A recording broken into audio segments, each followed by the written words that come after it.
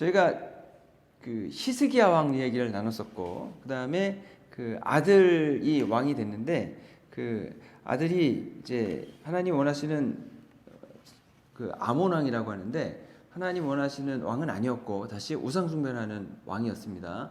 그래서 아몬 왕이 이제 그 신하들의 반역에 의해서 이제 죽습니다.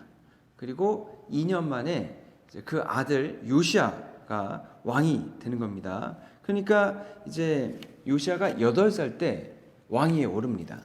근데 히스기야가 아주 좋은 개혁의 정치를 했고 하나님 원하시는 정치를 하면서 그 하나님 믿는 많은 일꾼들이 생긴 것 같습니다. 그래서 그 아들이 다시 우상 숭배로 돌아가니까 이제 그 신하들이 그거를 용납할 수가 없었던 거죠. 그래서 그 한 왕이 남겨놓은 믿음의 유산이라는 것이 매우 중요하고, 또 우리가 신앙생활하면서 남겨놓는 믿음의 유산도 매우 중요하게 되는 거죠. 그래서 요시아가 8살 때 왕이 올랐는데, 이제 열왕기의 하에서 요시아의 얘기는 8살 이후의 이야기가 바로 나오지 않고 그로부터 18해 지난 다음에 이야기가 나옵니다. 그러니까 8살에 왕이 되고 18해가 됐으니까 26살 때 이제 왕이 되고 나서 18년 후니까 26살 때의 이야기가 지금 오늘 본문에 나오는 이야기입니다. 근데 오늘 본문에서 요시아가 처음으로 어떤 일을 했냐? 이제 왕궁에 그 성전에 있는 그 함에 은 이제 헌금을 하는 거죠. 은화가 모이면 그것을 주어서 뭘 하겠다? 예, 성전을 수리하게 했습니다. 예, 이전에도 그렇게 많이들 했죠. 그 히스기야 때도 그랬고, 이제 성전에 이제 노후하게 되니까 성전에 이제 오시는 분들이 거기다가 헌금을 하게 하면 그 헌금을 가져다가 성전을 수리하게 했습니다. 그래서 요시아도 그 일을 한 거죠. 그런데 여기서 특별한 것은 무엇이냐면, 이제 성전을 수리를 했는데 거기서 율법책이 나온 겁니다. 율법책. 그러니까 성전에 이제 그 사실 요시아가 개혁한 내용이 많이 나오는데, 이제 23장 가면은 어떤 내용을 개혁했는가 많이 나오는데, 성전에 이제 우상들, 이방 신전들이 많이 있었다는 거죠. 이제 요시아가 없애버린 것 중에서. 그 얘기는 무슨 말이냐면, 성전에 하나님만을 섬기는 것이 아니고 다른 우상을 섬기는 것들이 있었다는 것은 하나님을 섬기지 못하는 세력들이 성전을 장악했다는 얘기입니다. 그리고 성전만 장악한 게 아니고 하나님 믿는 사람들을 박해하고 하나님을 제대로 못 믿게 한 거죠. 전에 저희들이 이제 아하스 왕이라든가 이제 그런 왕들이 이제 우상 숭배를 한 얘기들을 나누지 않았습니까?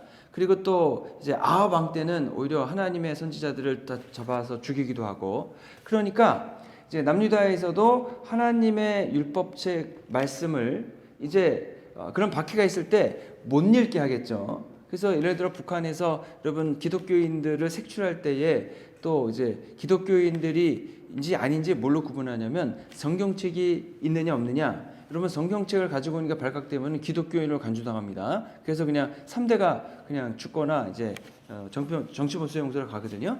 그런 것처럼 이제 하나님을 박해하는 시대에는 하나님의 말씀의 율법책을 다 이제 뺏어다가 버리거나 불태워버리거나 했겠죠. 그러니까 그 율법책을 아주 그 성전 안에 깊숙한 곳에 아무도 모르는 곳에 이제 숨겨둔 거죠. 숨겨뒀는데 그것이 이제 성전이 노화되고 부서지고 하면서 그것이 이제 수리하다가 드러난 겁니다. 그러니까 이게 율법책이 발견됐다는 것 자체가 참 마음 아픈 얘기죠. 사실 우리는 성경책이 있어도 안 읽잖아요. 예. 여러분 그 되게 성경책 여러 개 있으시죠? 예. 성경책이 있는데도 잘 안 읽는데 북한이나 특히 무슬림권에서는 성경책을 너무나 소중하게 여깁니다. 왜냐면 없으니까 하나님 말씀을 읽고 싶어도 읽을 수가 없어요. 책 그 발각되면 그냥 다 잡혀가고 또 반입이 안 되니까 반입 못하게 철저하게 막으니까 성경책 하나 얻는 것이 너무나 귀중하고 소중한 일이라고 합니다.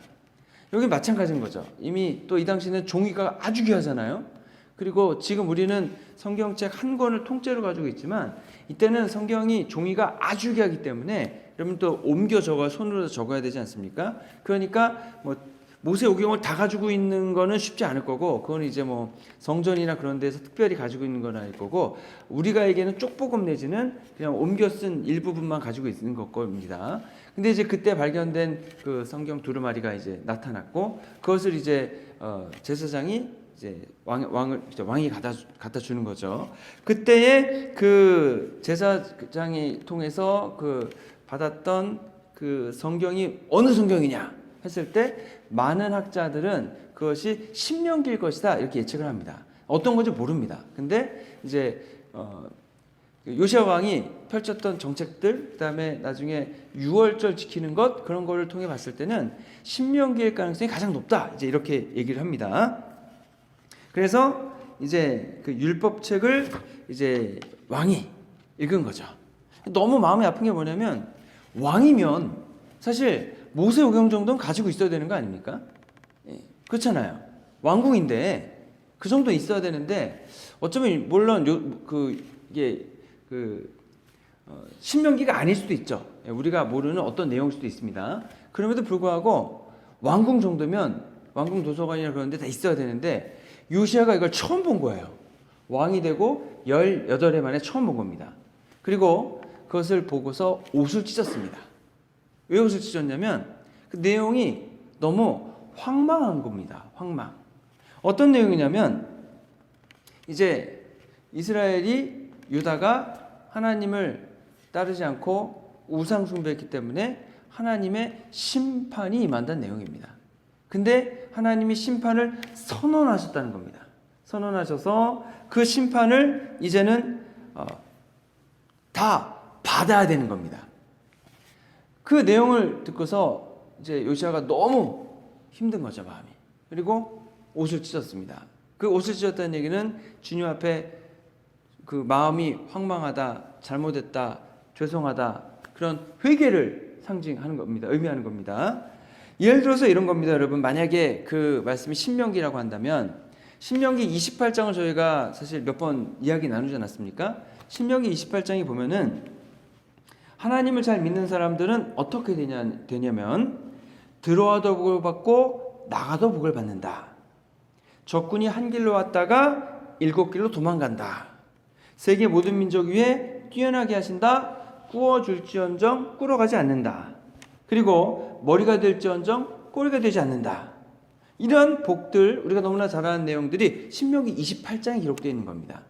그런데 하나님을 배신하면 어떻게 되느냐?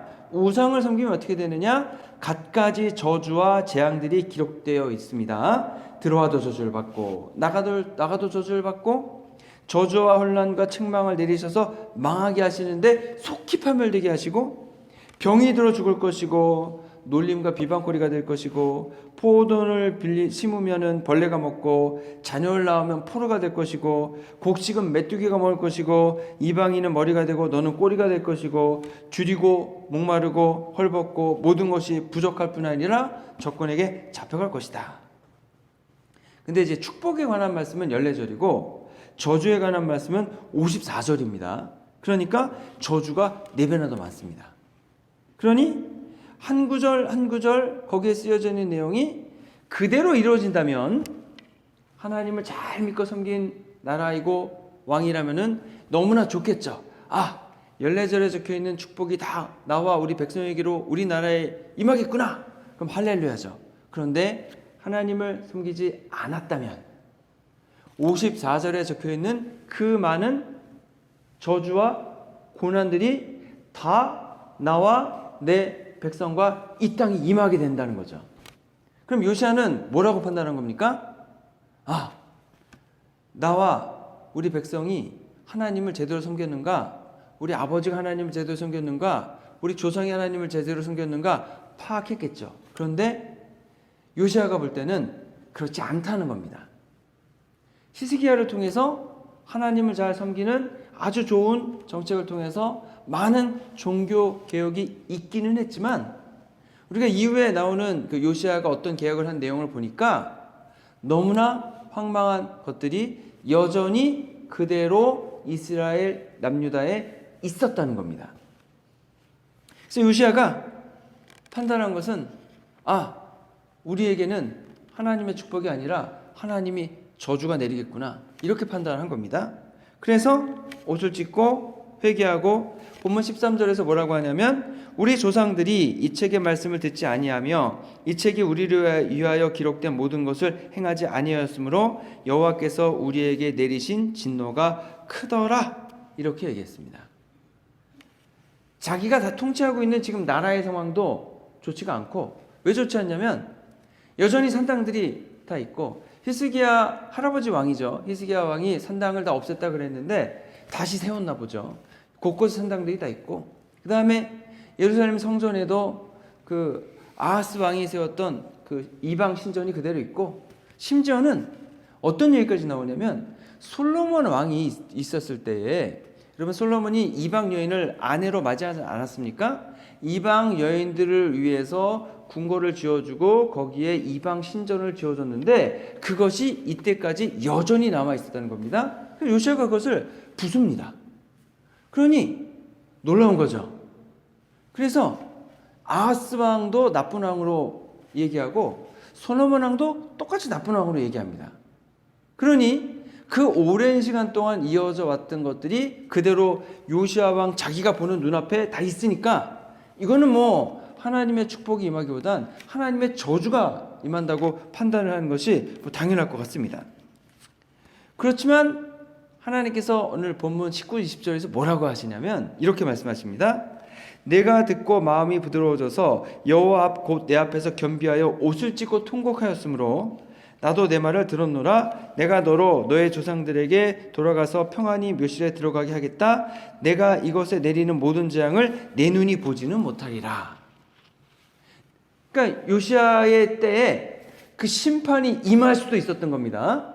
근데 하나님께서 요시야의 옷을 찢고 통곡하는 모습을 보면서 하나님이 그 마음을 돌이키셔서 요시야의 때에는 그 심판을 내리지 않겠다라고 그 마음을 바꾸셨습니다. 이게 중요합니다. 바꾸셨다. 여러분, 하나님이 그 마음을 바꾸신다는 겁니다. 여기에 우리 희망도 있는 겁니다.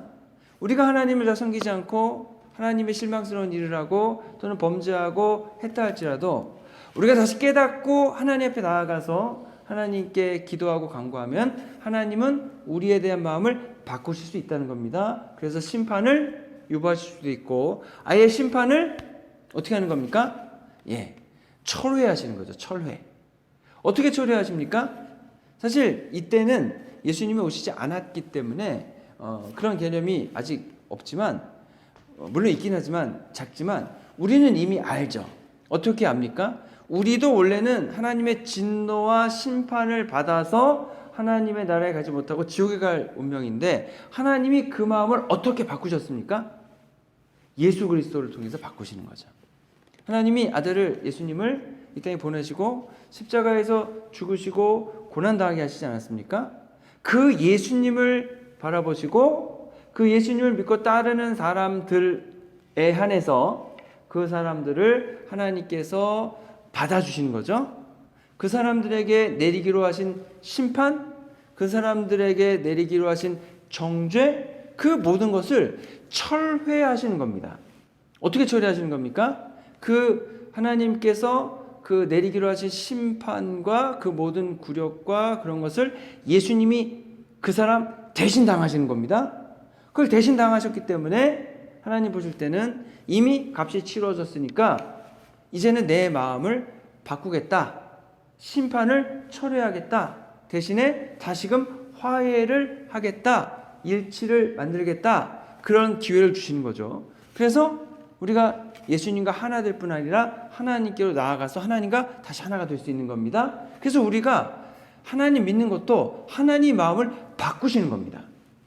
그걸 마음을 바꿔주시지 않으시면 우리가 구원받을 길이 없게 되는 거죠. 그래서 예수님께서 우리에게 오셔서 해주신 일이 우리에겐 너무나 큰 일이고 우리에겐 너무나 큰 기회를 주시는 겁니다. 그 기회를 받아들일 거냐 받아들이지 않을 것이냐는 이제 각각의 우리 사람들이 이제 결정하는 거죠. 근데 뭐 여기 계신 분들이 이미 다 예수님 믿고 결정을 하신 분들이니까 이제 하나님이 우리에 대한 마음을 또 바꾸셨다 이렇게 이해하시면 되는 겁니다. 그래서 하나님이 요시야를 보시고 요시야가 율법책을 읽기 전에는 몰랐다가 율법책을 읽고서 알고 나서 그것이 잘못됐다는 것을 인정하고 옷을 찢는 걸 보시고서는 하나님도 그 마음을 바꿔주신 겁니다. 그래서 우리는 모든 것이 다 결정되어 있는 상태에서 사는 것이 아닙니다. 그래서 장로교에서 얘기하는 것처럼 예종론의 내용을 저희 감리교에서는 이렇게 인정을 하지 않죠. 저희는 그럼에도 불구하고 아직 선택할 수 있는 기회가 조금 남아 있어서 우리가 하나님 믿기로 결정합시다. 이렇게 우리는 독려를 하죠. 그렇기 때문에 이제 하나님이 여전히 그 마음을 바꿔주신다. 하나님이 그 마음을 유보하실 수 있다. 이제 그렇게 우리는 이해를 하는 겁니다. 그래서 우리에게 주어진 것은 뭐냐면 우리가 하나님을 잘 믿고 섬기기로 결정하고 또 그렇게 살아간다면 우리를 향한 하나님의 생각과 마음과 계획과 또 하나님 우리를 통해 이루어 주시고자 하는 일이 바뀔 수 있다. 변할 수 있다는 겁니다. 우리는 적극적인 면을 보고서 하나님의 마음이 이제 우리를 향한 하나님의 마음이 축복과 은혜 베풀어 주시는 것으로 바꿔주시기를 기대하는 거고 그 쪽을 향해 나아가는 거죠. 근데 거꾸로도 물론 있는 것을 우리가 잘 명심해야 됩니다. 하나님을 잘 섬기다가 하나님으로부터 점점 멀어져 간다면 어떻게 될 것인가? 예, 축복은 14절이고 심판은 50몇 절이라고 하지 않았습니까? 그럼 이제 하나님께 가까이 가는 것 곱하기 4배 또는 5배로 하나님으로부터 멀어져 갈수록 고난당할 거고 해야 되지 않을까 싶긴 합니다. 그럼에도 불구하고 좋은 거는 다시 마음을 돌이켜 하나님께로 다가오고 가까이 오면 하나님께서는 여전히 그 자리에 기다리시면서 저들을 불러주시고 맞아주시고 여전히 그분의 사랑을 베풀어 주신다고 하는 거죠. 그렇기 때문에 우리는 오직 하나님만을 믿고 섬기기로 결정하는 겁니다. 그런데 그 결정을 했는가 안 했는가 여러분 그것을 무엇으로 확인할 수 있습니까? 그 말씀을 진짜 들었는가 듣지 않았는가를 통해서 판단하게 됩니다. 그런데 내용을 들은 것을 들었다고 하는 것이 아니라 그 내용을 듣고서 그렇게 따르기로 결심한 다음에 실제로 나의 삶 속에 행동으로 실행하는 것까지 나가야 한다는 겁니다. 그것을 통해서 그 실행하는 걸 보고서 하나님께서 내 말을 들었구나. 나를 따르는구나. 나의 심판과 나의 저주를 유보하겠다. 나는 마음을 바꾸겠다. 이렇게 이제 결정을 하시는 겁니다. 그래서 요시아가 하나님 말씀을 들었는지 안 들었는지 어떻게 아냐면, 제가 오늘 다 읽지는 않았지만 이제 23장에 가면은 요시아가 어떤 일을 했는지가 나옵니다. 율법책을 갖다가 읽고서 보니까 율법을, 거기에 책에 나와 있는 내용을 자기들이 지키지 않는다는 것을 왕이 알았습니다. 그래서 그 율법책에 있는 내용을 다 읽고 나서 선지자에게 이제 보냅니다. 우리가 이런 걸 받고 이렇게 했습니다. 어떻게 해야 됩니까? 그랬더니 오늘 그 여자 선지자죠. 여자 선지자를 통해서 이제 말씀을 이제 받는 겁니다. 그런데 이제 내용이 뭐였냐면 22장 19절에 저희가 다시 한번 보면, 이곳과 주민에 대하여 빈터가 되고 저주가 되리라 한 말. 이곳과 주민에 대해 빈터가 된다. 빈터가 된다는 말은 무엇입니까? 아무도 안 산다는 얘기잖아요. 하나님의 심판이 임해서 남유다 사람들이 심판을 받고 아무도 남지 않을 그런 그 심판을 받는 겁니다. 그런데 마음이 부드러워져서, 요시아 마음이 이제 부드러워졌다, 이렇게 표현하는 겁니다. 예전에는 하나님 말씀을 안 듣는 거죠. 딱딱해가지고 안 들어요. 여러분, 그런 분들 많습니다. 이제 어떤 분은 하나님을 믿고 싶습니다, 이런 분이 있는 거. 어떤 분은 하나님을 믿고 싶은데 안 믿어줍니다, 이런 분이 있고. 어떤 분은 그냥 관심이 없어요. 하나님 말씀이 그게 뭐죠? 근데 어떤 분은 하나님 말씀이 그냥 그에게 전해지만 마음이 돌같이 딱딱한 거예요. 그래가지고 말씀을 전하면은요, 그냥 모르는 사람 그런 게 뭐예요? 이렇게 반응하는 게 아니고 인상을 막 쓰면서 막 거기에 이제 반대하는 거죠. 그러면 이제 말씀이 튕겨져 나온다, 이런 느낌 드는 사람이 있거든요. 다른 말로 하면은 바늘로 찔러도 피 한 방울 안 나오겠다, 뭐 그런 케이스인데, 튕겨져 나오는 경우가 있습니다. 오히려 적대적으로 나오는 사람들도 있죠. 근데 마음이 이제 말랑말랑하게 부드러워지는 겁니다. 그래서 여러분, 하나님께서 요시아의 그 마음이 단단했던 그 마음이 부드러워져서 하나님 말씀을 받아들이는 겁니다. 그리고 그가 옷을 찢고 통곡한 다음에 뭘 했냐면은 이제 백성들을 모읍니다. 사람들을 보내서 장로들 다 오게 하고, 백성들을 오게 하고, 제사장들을 오게 하고, 선지자들을 오게 합니다. 그리고 그 언약의 책 내용을 읽어줍니다. 다 읽어준 다음에 백성들에게 그 말씀을 따르고 지키게, 하나님 말씀에게 순종하겠냐? 같이 순종하자. 계명과 법도와 윤례를 지키자. 이렇게 얘기합니다. 그랬을 때에 그 백성들도 이에 동의했고, 거기에 참여한 모든 사람이 그렇게 따르자고 결정을 했고, 그리고부터 이제 개혁을 시작하게 되는 겁니다. 요시아가 한 개혁은 어떤 거냐면, 바알과 아세라의 제단들과 신상들과 기구들을 다 가져다가 이제 기드론 골짜기에 가서 이제 부수고 이제 불사릅니다. 이제 그 바알은 신상인데 돌로 만드니까 부수어야 되죠. 근데 아세라는 목상입니다. 나무로 만든 거니까 쪼개서 태워버립니다. 그 일을 하는데, 여러분, 기드론 밭은 어디냐면, 기드론 골짜기 어떤 곳이냐면, 이제 예루살렘에 이제 필요 없는 것들, 소위 우리가 알기에는 쓰레기 있죠. 그런 것들을 갖다 버리는 데예요. 근데 버리는데 거기에 이제 여러분 생각해 보시면, 우리야 뭐 그런 걸 동물 제사를 안 드리지만, 여러분 동물 제사 같은 거 드리면 이제 내장이나 그런 것들 다 내다 버리잖아요. 그리고 이제 지금처럼 이제 이렇게 매립 같은 거 하지 않고 뭐 소 잡아 먹고, 또 이제 여러 가지 양을 잡아 먹고, 그분들이 이제 목축을 하니까, 그럼 이제 나머지 것들을 다 내다 버려야 되잖아요. 근데 그런 거는 이제 썩으면은 질병 같은 게 생기니까 그런 것들 다 태우는 걸 하거든요. 그래서 기드론 골짜기에 내다 버려서 그걸 태웠다 그럽니다. 그러면 그걸 이제 예루살렘 성에 있는 게 다 거기서 태우니까 항상 타는 거예요. 그리고 이제 무시무시한 거죠. 그런 것들 뭐 필요 없는 것들뿐 아니라 뭐 죽은 동물들 사체 같은 거 다 갖다 거기다 놓고 하니까 광경이 흡사 지옥 같은 겁니다. 그리고 지저분하고 또 무섭고, 그래서 그 게헨나, 여러분 들어보셨죠? 그게 지옥이거든요. 그 게헨나의 모습이 이 기드론 골짜기에 그 불타는 모습, 그거를 얘기하는 거예요. 그래서 이제 굳이 여기다 버린 이유는 뭐냐면, 바알과 아세라 이런 것들은 그런 쓸데없는, 그런 무가치하고 그런 뭐 지저분하고 필요 없는 것이라는 것을 증명하는 겁니다. 다 버리는 겁니다, 거기다가. 그리고 나서 산당을 다 또 파괴하는 겁니다. 곳곳에 있는 산당을. 그리고 산당에 있는 제사장들을 다 처형했습니다. 다 죽이는 거죠. 그리고 분향하는 사람들도 다 없애버렸고, 그 다음에 므낫세 왕이 만들어 놓은 성전 안에 있는 아세라 목상을 태우고 부셔서 가루를 만들어 뿌려버렸다. 그래서 이제 이게 므낫세 왕이 사실 히스기야의 아버지 왕이잖아요.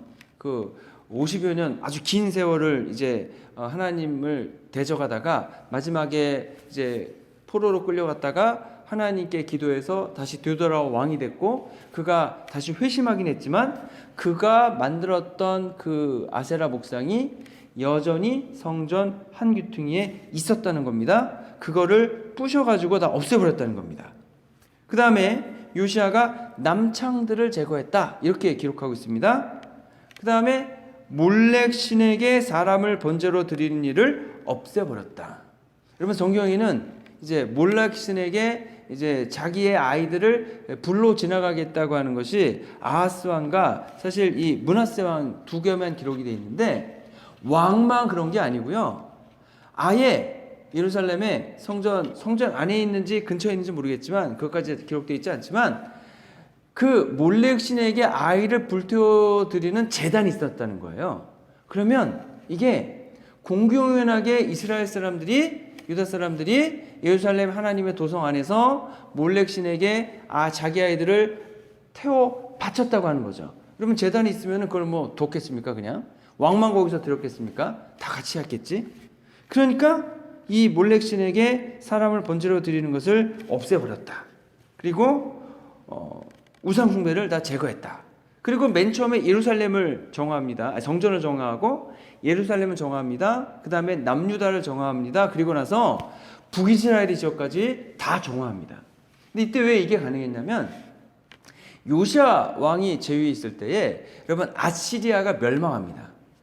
그리고 이제 바벨론이 성장합니다. 물론 제위 기간에 아시리아가 몰락해 가고 바벨론은 신흥국으로 떠오르는 거죠. 그러다가 아시리아는 완전히 망하고 바벨론은 아주 큰 나라로 성장하기 때문에 얘네들이 두 나라가 이렇게 지금 경쟁하느라 유다까지 신경 쓸 여유가 없었죠. 원래 북이스라엘 지역은 여러분 아시리아가 점령하고 있었는데 뭐 나라가 망할 지경이 되니까 신경을 못 쓴 거죠. 그래서 요시야가 종교개혁을 하는 데 있어서 아무런 방해가 되지 않았다고 하는 겁니다. 그래서 요시야가 남유다 지역과 북이스라엘 지역까지 그리고 심지어는 여로보암이 만들었던 그 단과 베델에 세웠던 금신상, 금송아지 있잖아요. 그것까지도 다 제거를 해버립니다. 이때. 그래서 요시야가 자신의 행동을 통해서, 실천을 통해서 하나님의 말씀을 들었다라는 것이 증명이 되는 거죠.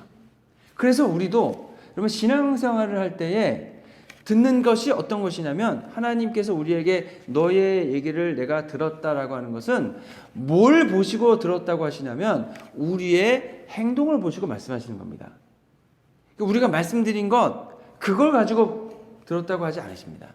우리가 하나님의 말씀 듣고 그 다음에 내가 받아들이고 내 삶 속에 실제로 적용해서 실행한 것, 그거를 보셨다고 하는 겁니다. 그걸 들으셨다고 하는 겁니다. 그래서 우리는 보통 이렇게 생각을 하죠. 하나님께 기도드리면 들으시고 응답하신다. 물론 들으시고 응답을 하십니다. 그런데 하나님이 정말 듣고 싶고자 하시는 거는 우리가 말로 하는 거를 듣고 싶어 하시기도 하지만, 말씀드리는 걸 좋아하시기도 하지만, 대언하는 걸 원하십니다. 근데 진짜 듣고 싶은 거는 우리의 행동을 통해서, 실행을 통해서 말씀드리는 그것을 듣고 싶어 하시는 거죠. 그래서 이제 요시야가 한 모든 일들이 다 하나님이 들으시는 내용이 되는 겁니다. 보시는 내용이 되는 겁니다. 그리고 요시야를 인정하시는 겁니다. 그리고 나서 요시야가 율법책에 기록된 대로 유월절을 지킵니다. 근데 이제 모세오경 가운데에서 유월절 지키라고 하는 게 이제 출애굽기랑 그다음에 신명기 나오거든요. 근데 이제 신명기에 있는 내용에 축복과 저주가 나오니까 이제 신명기의 것이다 이제 예상하는 건데, 분명 히스기야 왕 때도 유월절을 지켰는데 이 요시야 때에 유월절을 가장 하나님 말씀대로 지켰다. 이제 그렇게 오늘 기록을 하고 있습니다. 이때 하나님이 얼마나 기쁘셨을까 생각을 합니다. 어쩌면은 고마워하셨겠구나 이런 생각을 합니다. 여지껏 왕들이 많이 있었는데 오히려 어떤 왕은 우상 숭배에 더 가담했는데 요시야는 또 젊잖아요. 여러분 8살에 왕이 되고 아주 젊고 어린데 하나님 믿는 성실한 믿음을 딱 정하고서는 그 모든 일을 그 이전에 왕들이 못하던 것을 다 우상을 버렸기 때문에 하나님 마음은 매우 밝아지셨을 것이고 하나님 마음은 매우 기뻐하셨을 것이고 하나님의 그 답답하고 맺혔던 모든 마음이 다 풀어지셨을 것 같습니다. 그래서 여러분 하나님의 마음을 기쁘시게 우리가 할 수 있습니다. 그럼 우리는 어떻게 하나님 마음을 기쁘시게 하겠습니까?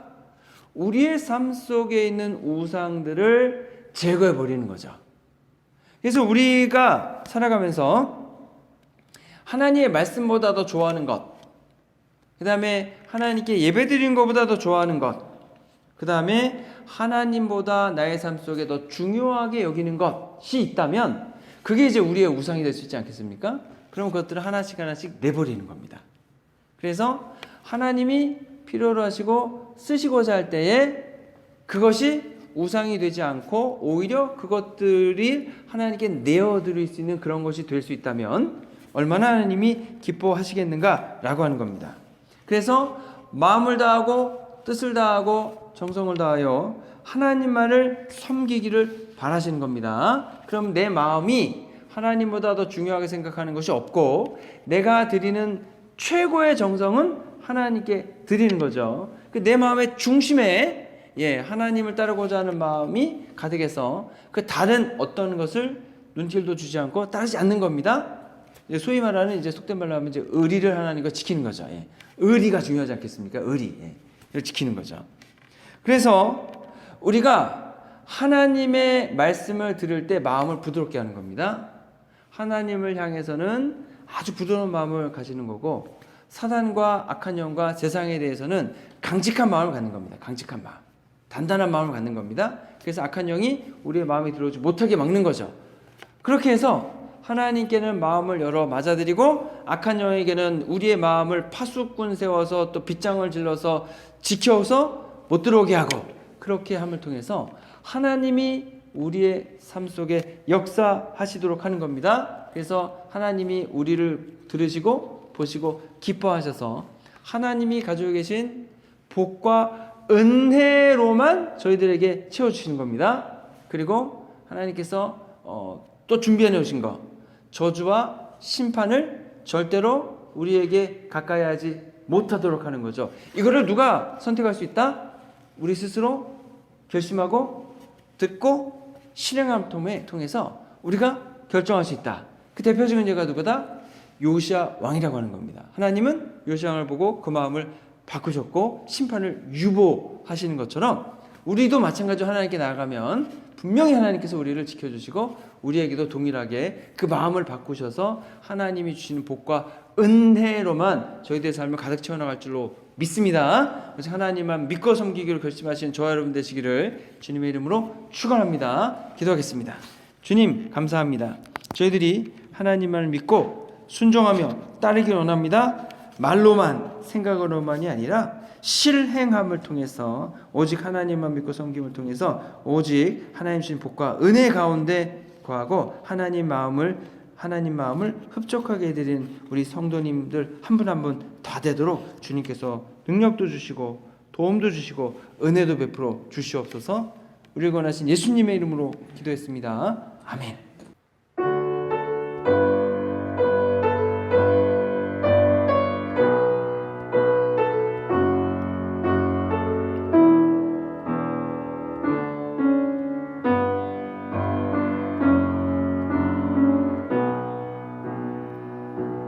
난 지극히 작은 자 죄인 중에 괴수 무익한 날 부르셔서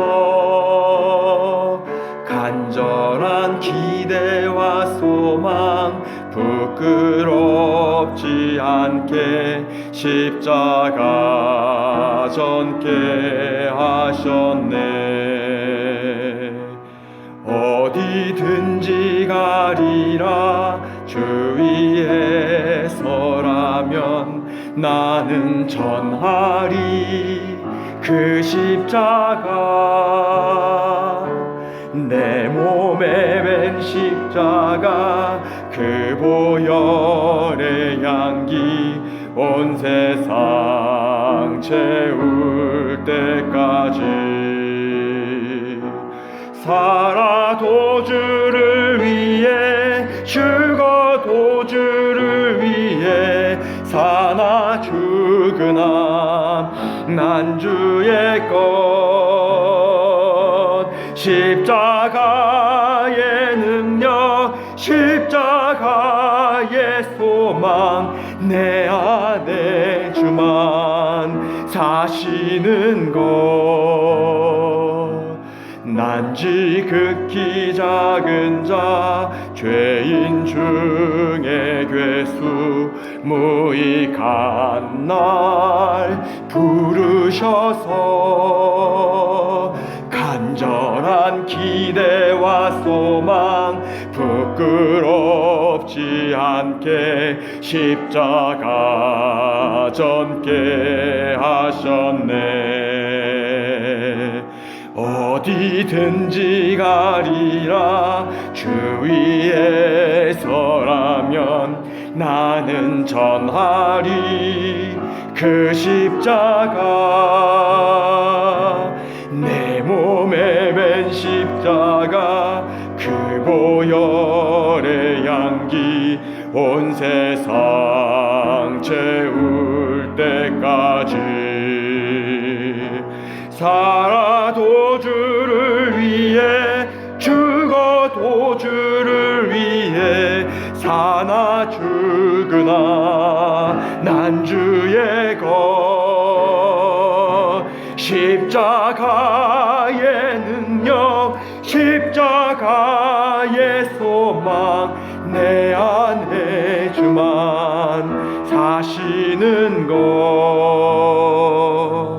난 지극히 작은 자 죄인 중에 괴수 무익한 날 부르셔서 간절한 기대와 소망 부끄럽지 않게 십자가 졌게 하셨네. 내 사랑 나의 십자가.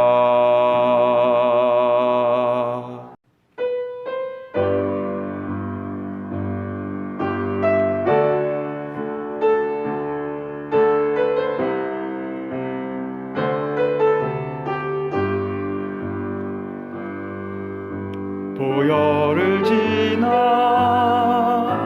하나님 품으로 보혈을 지나 아버지 품으로 보혈을 지나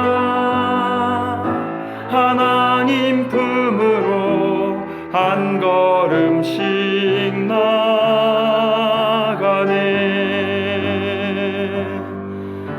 보혈을 지나 하나님 품으로 보혈을 지나 아버지 품으로 보혈을 지나 하나님 품으로 한 걸음씩 나가네. 존귀한 주 보혈이 내 영을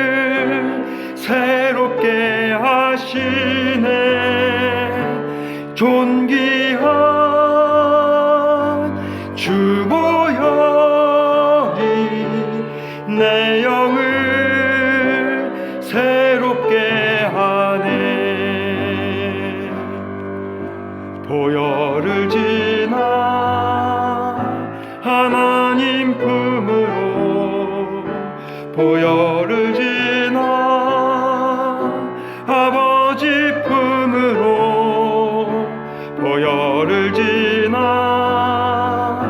하나님 품으로 한 걸음씩 나가네.